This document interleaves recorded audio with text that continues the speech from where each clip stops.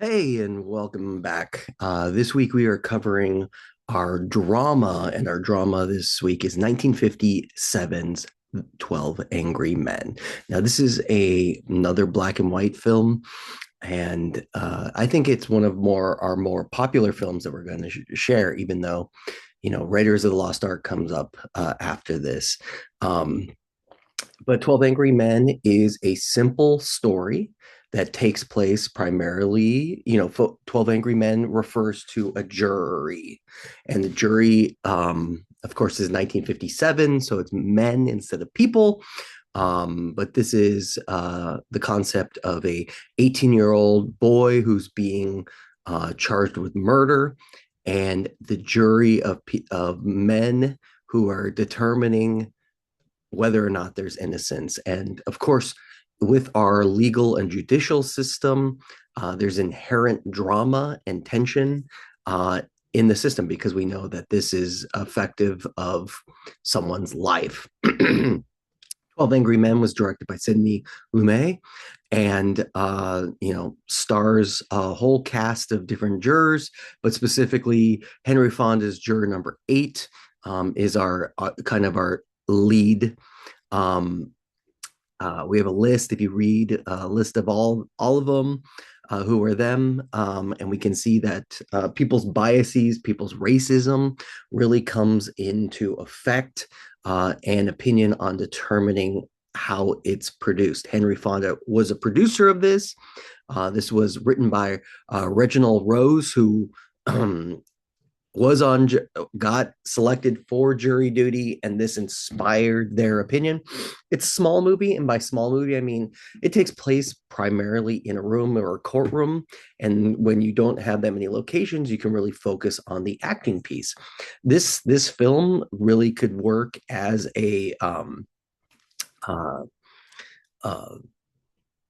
a play, and has worked as a play over time, because it's such a small setting. You can actually act it out on stage, type of thing. uh, our main leads were there. You can see that the uh, things change in this story. What I really like our students to think about is, even though this is in black and white, and even though this is from the 1950s, does it still relate today? This film is so relatable, it's been remade several times, in color versions. You might have seen them when you were looking for this version. And ultimately, the jury process and the jury story is told again and again. There's Clint Eastwood had a movie come out just a couple of years ago called The Juror, which is a jury drama. There's Jury Duty, which is a funny reality-ish based show. All of those elements just really are what makes this an impactful storytelling device. Uh, what I really like to think about in this is how effective and how much tension and how defined each juror pretty much has a different personality type that works, and we can relate to one or multiple of them, depending on our own personal experiences. Now, personally, I have served on a jury, and I know that jury duty isn't quite as um, tense as this is. Of course, I wasn't on a murder trial, but I definitely had a moment where I felt that the evidence did or didn't prove exactly how it is. In your discussions, I'm wondering if you've ever served on a jury as well. Um, Okay. I just wanted to talk about a couple different things. Even though it's in black and white, I think it's very effective. In addition, I really, really, really would love to hear which juror was your favorite, and why, which one was most effective, and which one did you hate. 12 Angry Men was a flop at the box office, but is widely considered one of the best films to ever do it. Um, Uh,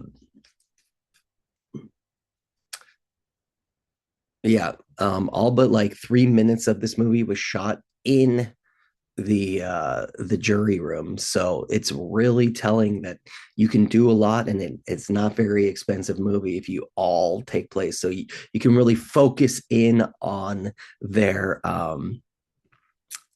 performances of the actors, and that's really what I think the standout of this film is the performance of the actors. Okay, as is always, read our notes, read our discussions, and watch the videos. And I can't wait to read your posts and replies. Great. Have a good one, and guilty or not guilty.